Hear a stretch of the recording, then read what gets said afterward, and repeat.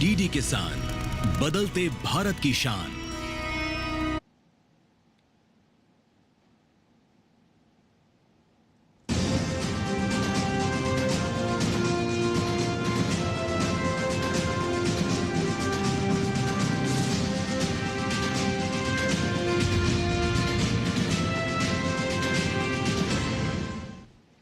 नमस्कार, किसान समाचार में आप सभी दर्शकों का स्वागत है। मैं हूं सैमा खान। नजर डाल लेते हैं सबसे पहले हेडलाइंस पर।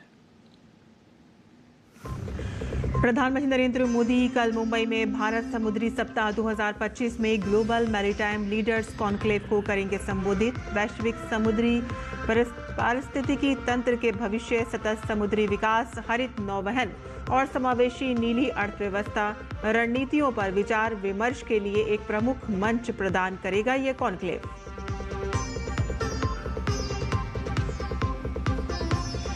भारत की मेजबानी में आज से दिल्ली में शुरू हुई अंतर्राष्ट्रीय सौर गठबंधन सभा। राष्ट्रपति ने किया संबोधित। सौर ऊर्जा अपनाने के प्रयासों में सहयोग बढ़ाने पर हो रही है चर्चा।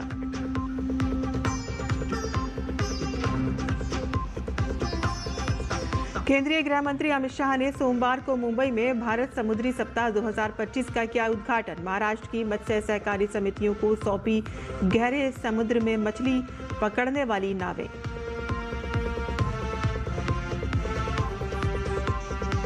केंद्रीय कृषि मंत्री शिवराज सिंह चौहान ने दिल्ली में किया राष्ट्रीय बीज निगम के नए बीज प्रसंस्करण संयंत्र का उद्घाटन। देश भर में 5 और बीज प्रसंस्करण संयंत्रों का भी किया ऑनलाइन लोकार्पण। कहा कि अगर बढ़ाना है फसल का उत्पादन तो गुणवत्ता वाले अच्छे बीजों की उपलब्धता है जरूरी।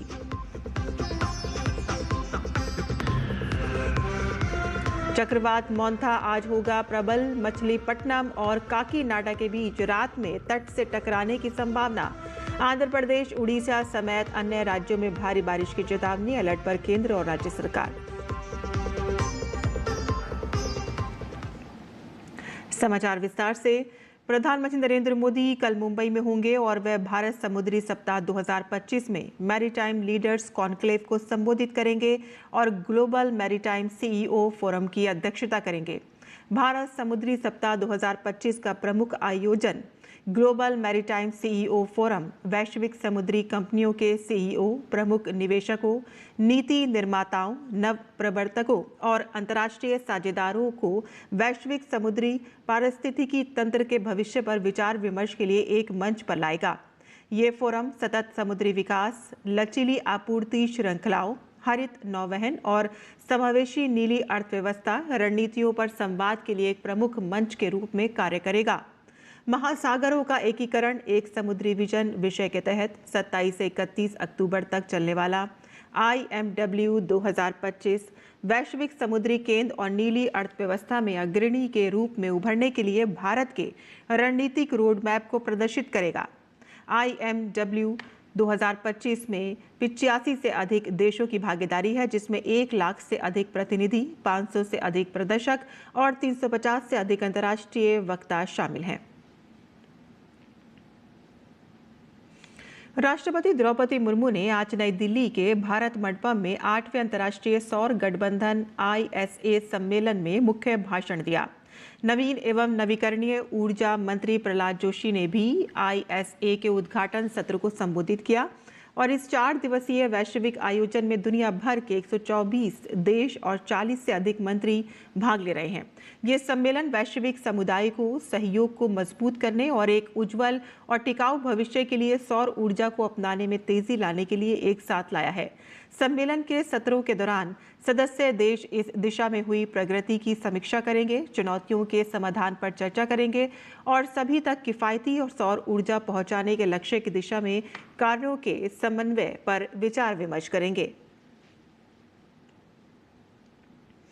डीडी न्यूज के संवाददाता तापस भट्टाचार्य से खास बातचीत में ISA के महानिदेशक आशीष खन्ना ने बताया कि आने वाले वर्षों में सौर ऊर्जा की 70% वृद्धि एशिया प्रशांत क्षेत्र से होगी। मेरे साथ इस वक्त मौजूद है DG ISA के आशीष खन्ना। सर, 8 सेशन में आपका स्वागत है। ये मुझे लगता है कि आज तक का सबसे बड़ा सेशन होने वाला इंडिया की प्रेसिडेंसी में। कैसे देखते हैं इसको? कितनी कंट्रीज़ आ रही है इस वक्त यहाँ पे भारत में शरीक होने के लिए? धन्यवाद तपश। अब इंटरनेशनल सोलर अलायंस 125 कंट्रीज़ का हमारे पास मेंबर्स हैं और इस असेंबली में फर्स्ट टाइम भारत की राष्ट्रपति श्रीमती द्रौपदी मुर्मू भी आएंगी, which is just a significance कि भारत इंटरनेशनल सोलर अलायंस को कितना महत्व देता है। जो एक दूसरी बड़ी चीज़ इस मौके पे हो रही है कि पूरी दुनिया में बहुत चेंज हो रहा है, जिसमें सौर ऊर्जा 1000 गीगावाट से 2000 गीगावाट सिर्फ 2 साल के अंदर हो गई और अब ये डबल होकर 4000 गीगावाट होगी, जो कि सारी की सारी 70% से ज़्यादा 70% एशिया पैसिफिक में। इसका मतलब है कि ग्लोबल साउथ को ही इसकी लीडरशिप आगे वाले 5-10 साल में लेनी पड़ेगी। अब ये कैसे होगा, इसके लिए हमारा इंटरनेशनल सोलर अलायंस में क्यों ये 8th असेंबली बहुत इंपॉर्टेंट है, हम 4-5 बड़े बड़े प्लेटफॉर्म्स लॉन्च करेंगे। पहला है कि first time Africa solar facility, जो एक फाइनेंशियल प्लेटफॉर्म है ताकि प्राइवेट सेक्टर जो अफ्रीका में इतनी सोलर होने के बावजूद नहीं इन्वेस्ट कर रहा है, उसको बढ़ावा दिया जाएगा।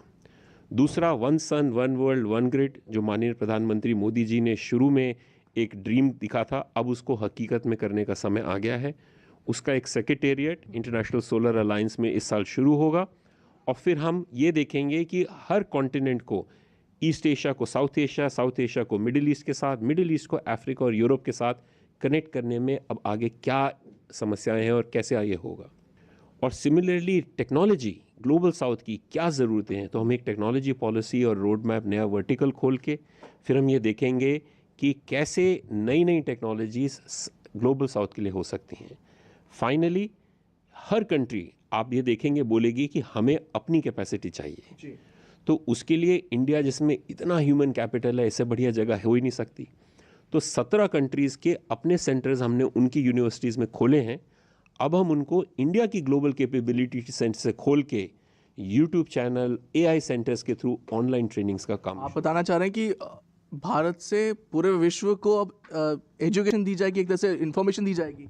एब्सोल्युटली, बिकॉज जो काम डिजिटाइजेशन ट्रेनिंग जितना सस्ता और जितना अच्छा इंडिया में ग्लोबल साउथ के लिए हो सकता है, वो शायद कहीं और नहीं हो सकता। तो ये सब चीज़ें अगले 1-2 साल में बड़े स्केल में लॉन्च की जाएंगी। हम कैसे वर्ल्ड ग्रिड को एक तरह से जोड़ सकते हैं? प्रधानमंत्री का भी एक विजन है कि one sun one world one grid, वो ग्रिड जोड़ने का जो एक है सपना, वो आपको लगता है कि जल्दी पूरा हो सकता है?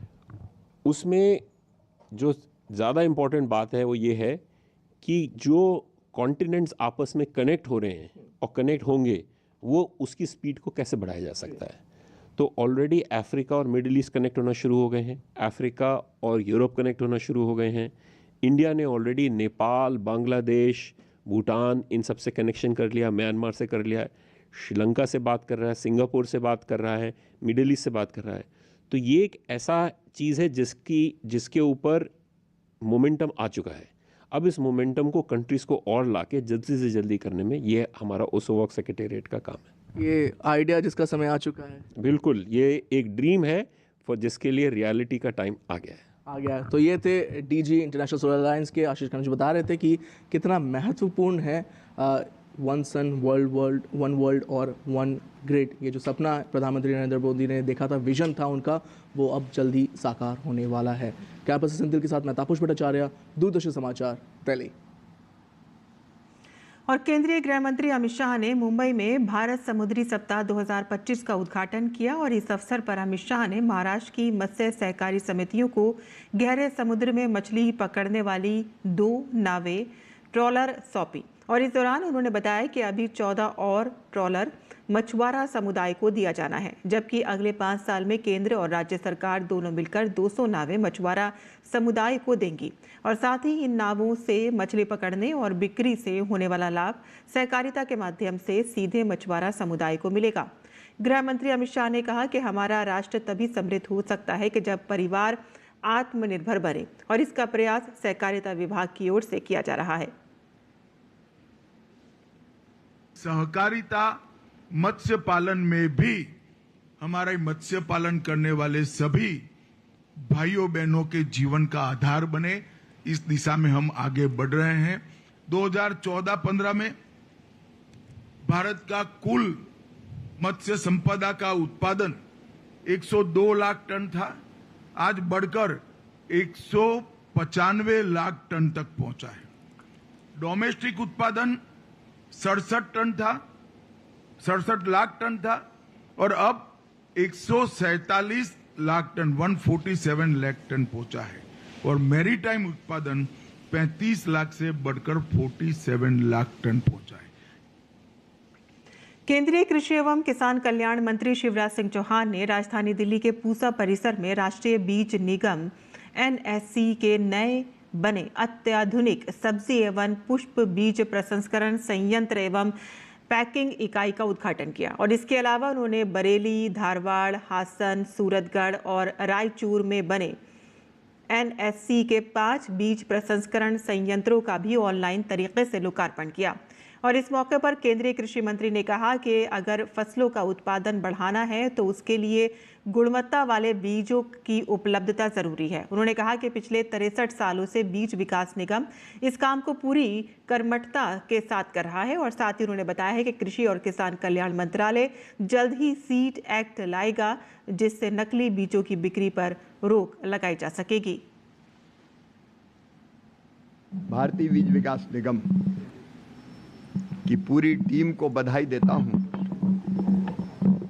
अगर फसलों का उत्पादन बढ़ाना है तो पहली शर्त है गुणवत्तापूर्ण अच्छे बीजों की उपलब्धता और पिछले 63 वर्षों से बीज विकास निगम इस काम को पूरी कर्मठता से कर रहा है।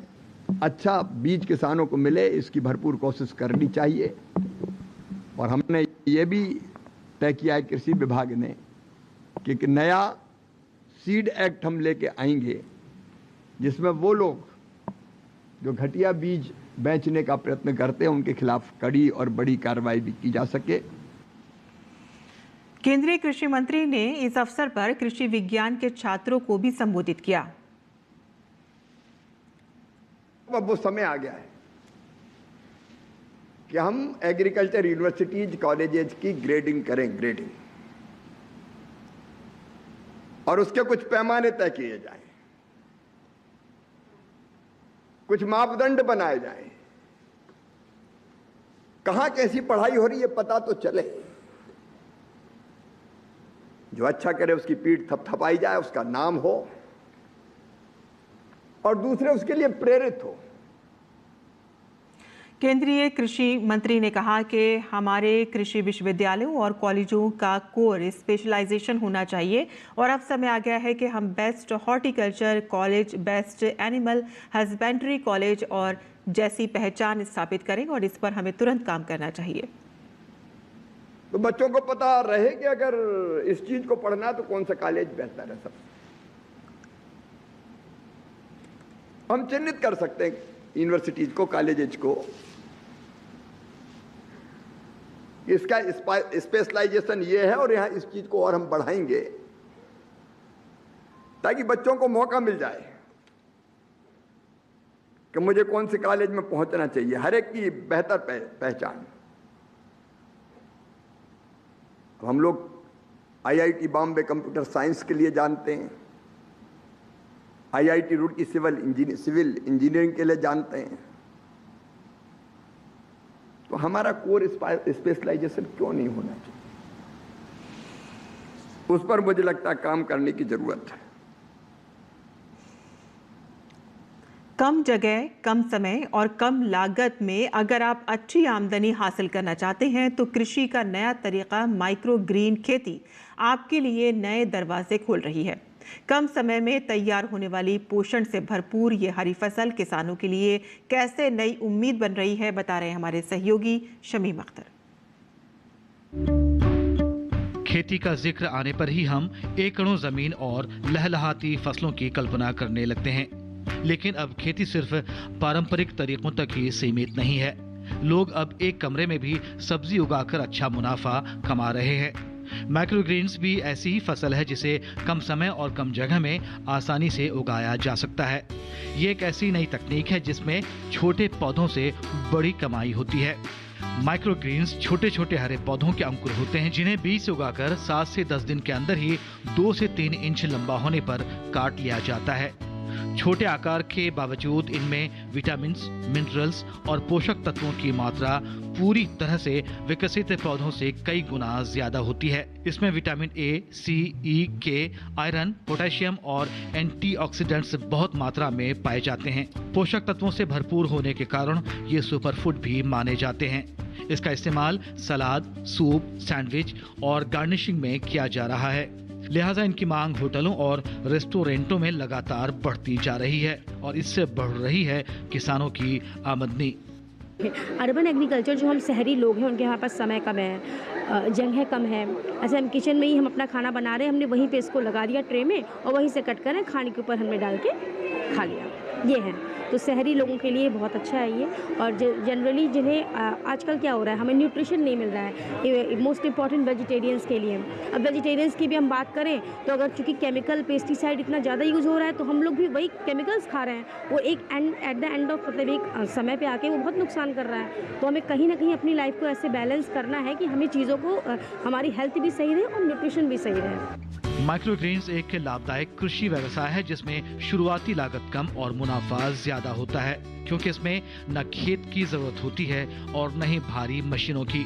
सिर्फ ट्रे, नारियल का बुरादा यानी कोकोपीट या मिट्टी, बीज और हल्की धूप की आवश्यकता होती है। सरसों, मूंग, चना, ब्रोकली, धनिया, मेथी, सूरजमुखी, पालक, तुलसी आदि माइक्रोग्रेन्स के लिए अच्छे माने जाते हैं। कम जगह में बड़ी कमाई चाहने वाले युवाओं के लिए माइक्रोग्रेन्स खेती एक अच्छी आमदनी की नई राह खोल रही है। शमीम अख्तर, किसान समाचार। और चक्रवात मोंथा पश्चिम मध्य बंगाल की खाड़ी में एक गंभीर चक्रवाती तूफान में बदल गया है। पिछले 6 घंटों से ये 12 किलोमीटर प्रति घंटे की गति से आगे बढ़ा है। वर्तमान में चक्रवात मछलीपट्टनम से लगभग 107 किलोमीटर, काकीनाडा से 240 किलोमीटर और विशाखापट्टनम से 320 किलोमीटर दूर केंद्रित है। चक्रवात के आज रात काकीनाडा और मछलीपट्टनम के बीच तट पर टकराने की आशंका है और इसके दौरान तटीय इलाकों में 90 से 110 किलोमीटर प्रति घंटे की रफ्तार वाली तेज हवाएं चलेंगी और इसके प्रभाव से आज श्रीकाकुलम से नेल्लोर जिलों तक भारी से अधिक भारी बारिश होने की संभावना है, जबकि कुछ स्थानों पर काफी तेज बारिश हो सकती है। मौसम विभाग ने मछुआरों के लिए विशेष चेतावनी जारी की है।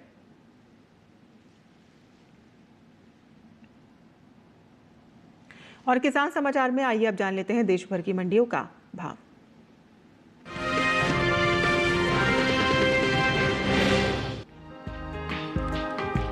खरीफ सीजन में अरहर की बुआई में इस बार मामूली गिरावट दर्ज की गई है। कृषि मंत्रालय के ताजा आंकड़े बता रहे हैं कि बुआई का रकबा पिछले साल की तुलना में करीब 52,000 हेक्टेयर कम रहा है। कृषि मंत्रालय की ओर से जारी किए गए आंकड़ों के अनुसार साल 2024-25 में खरीफ अरहर की बुआई 45.71 लाख हेक्टेयर में हुई थी, जबकि चालू सीजन यानी 2025-26 में यह घटकर 45.19 लाख हेक्टेयर में ही हो पाई है। फिलहाल मंडियों में इन दिनों अरहर की आवक सामान्य है। एगमार्कनेट के मुताबिक गुजरात की जम्मूसर मंडी में 25 अक्टूबर को अरहर का भाव था 7,000 रुपए। 27 अक्टूबर को इसके भाव में कोई बदलाव देखने को नहीं मिला और अरहर 7,000 रुपए पर बनी रही। हालांकि केरल की पलक्कड़ मंडी में 25 और 27 अक्टूबर को अरहर के सौदों में कोई बदलाव देखने को नहीं मिला और कीमत 11,500 रुपए पर बनी रही, जबकि उत्तर प्रदेश की मिर्जापुर मंडी में इस दौरान अरहर की कीमत में तेजी दर्ज की गई। यहां 25 अक्टूबर को अरहर का दाम था 7,725 रुपए। 27 अक्टूबर को इसके सौदे 10 रुपए चढ़कर 7,735 रुपए पर जा पहुंचे। वहीं पैदावार पर नजर डालें तो घरेलू स्तर पर अरहर की पैदावार में बढ़त देखने को मिल सकती है। कृषि मंत्रालय की ओर से हाल ही में खरीफ फसलों के तीसरे अग्रिम अनुमान को जारी किया गया है, जिसके मुताबिक साल 2023-24 के दौरान देश में घरेलू स्तर पर खरीफ अरहर की पैदावार 34,17,000 टन होने का अनुमान जताया गया है। वहीं साल 2024-25 के दौरान कुल खरीफ अरहर की पैदावार 35,61,000 टन अनुमानित है।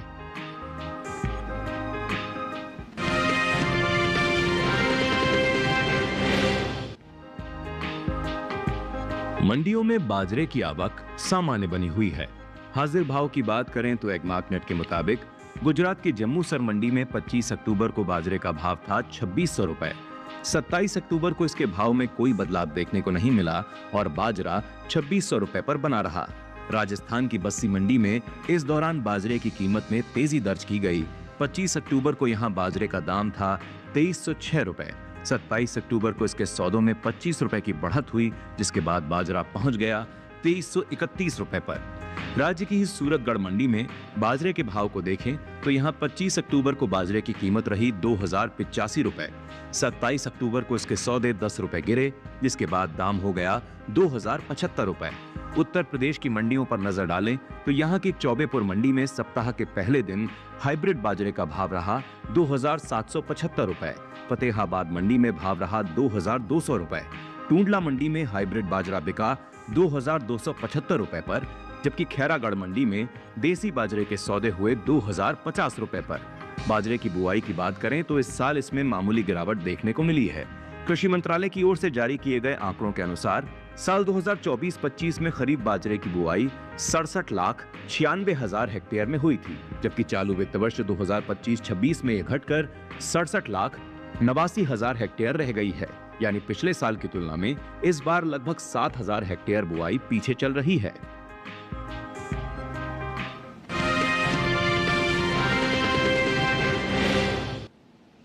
और मंडी खबर के बाद अब बात कर लेते हैं मौसमी खेती की। किसान इस मौसम में कैसे रखें अपनी खेती का ख्याल, आइए देखते हैं। नमस्कार, आप देख रहे हैं डीडी किसान। मैं हूं एआई कृष और आज हम भारत के विभिन्न राज्यों में होने वाली खेती किसानी से संबंधित सलाहों के बारे में पूरी जानकारी देंगे। पश्चिम बंगाल के तराई वाले इलाकों में किसान धान की आवश्यकता अनुसार सिंचाई करें। यहाँ इस समय बैंगन के नए पौधों का रोपण किया जा सकता है। असम के किसान पत्ता गोभी, फूल गोभी, बैंगन और मिर्च के नए पौधों का रोपण कर लें। असम के पहाड़ी इलाकों के किसान गन्ने की पकी फसलों की कटाई कर लें। साथ ही यहाँ पर किसान मक्का की बुवाई जारी रखें। असम के निचले ब्रह्मपुत्र घाटी इलाकों के किसान मटर की बुवाई कर सकते हैं। मेघालय में किसान पत्ता गोभी, फूल गोभी और ब्रोकोली की नर्सरी लगा लें। साथ ही यहाँ के किसान धान के खेतों में उचित जल स्तर बनाए रखें। अरुणाचल प्रदेश के किसान धान की पकी फसलों की कटाई जारी रखें। साथ ही यहाँ के किसान मटर, सरसों, मक्का, पत्ता गोभी और प्याज की बुवाई के लिए खेत तैयार कर लें। यहाँ इस मौसम में केले के नए पौधों का रोपण किया जा सकता है। वहीं नागालैंड के किसान सोयाबीन की पकी फसलों की कटाई कर लें। यहाँ इस समय सरसों की बुवाई की जा सकती है।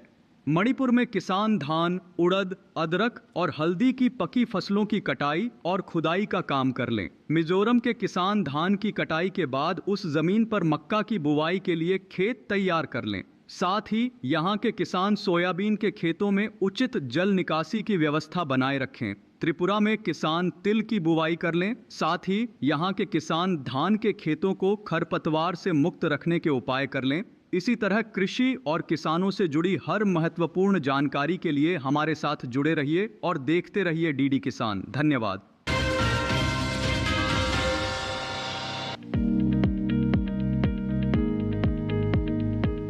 धनिये की खेती के लिए दोमट मिट्टी सबसे अच्छी मानी जाती है। इसे अच्छे जीवांश युक्त भारी भूमि में भी उगाया जा सकता है। खेत में जल निकासी का उचित इंतजाम जरूरी है। बोने से पहले खेत को अच्छी तरह जोत ले और मिट्टी को भुरभुरा बना ले। साथ ही मिट्टी को समतल कर ले। आखिरी जुताई में 100 से 120 क्विंटल प्रति हेक्टेयर की दर से गोबर की खाद मिला दे। बीज की मात्रा बुआई और सिंचाई की दशा पर निर्भर करती है। सिंचित दशा में 12 से 15 किलो बीज प्रति हेक्टेयर डालें, जबकि असिंचित दशा में इतनी ही जमीन के लिए 25 से 30 किलो बीज की जरूरत होगी। बोने से पहले बीज को उपचारित जरूर कर लें। साथ ही बुआई से पहले बीज को 12 घंटे पानी में भिगो कर रखें। कतार से कतार की दूरी 20 से 30 सेंटीमीटर, जबकि गहराई 2 से 2.5 सेंटीमीटर रखें। पूरी फसल में 4-5 सिंचाई की जरूरत होती है। पहली सिंचाई बुआई के 30 से 35 दिन बाद, दूसरी 60 से 70 दिन बाद, तीसरी 80 से 90 दिनों के बाद और चौथी 100 से 105 दिन बाद करें। पहली सिंचाई के बाद निराई गुड़ाई करके खरपतवार निकाल दें। 1 माह बाद फिर से निराई गुड़ाई करें। खरपतवार की रोकथाम के लिए विशेषज्ञों की सलाह पर उचित दवाओं का छिड़काव करें। धनिये में उकठा रोग चूर्णिल आसिता रोग हो सकता है। इसे ग्रामीण भाषा में दहिया भी कहा जाता है। रोकथाम के लिए रोग अवरोधी प्रजातियां बोकर भी बीमारियों से बचा जा सकता है। फसल चक्र अपनाना भी बेहतर रहता है, लेकिन किसान इस बात का ध्यान रखे कि फसल में किसी भी तरह की दवा का छिड़काव करने से पहले कृषि विशेषज्ञों की सलाह जरूर ले। पूरी फसल होने पर पत्तियों की तुड़ाई सावधानी से करें। ध्यान रहे तोड़ते समय पत्तियां बर्बाद ना होने पाए। 1 हेक्टेयर जमीन से 125 से 140 क्विंटल तक हरी पत्तियां ली जा सकती है।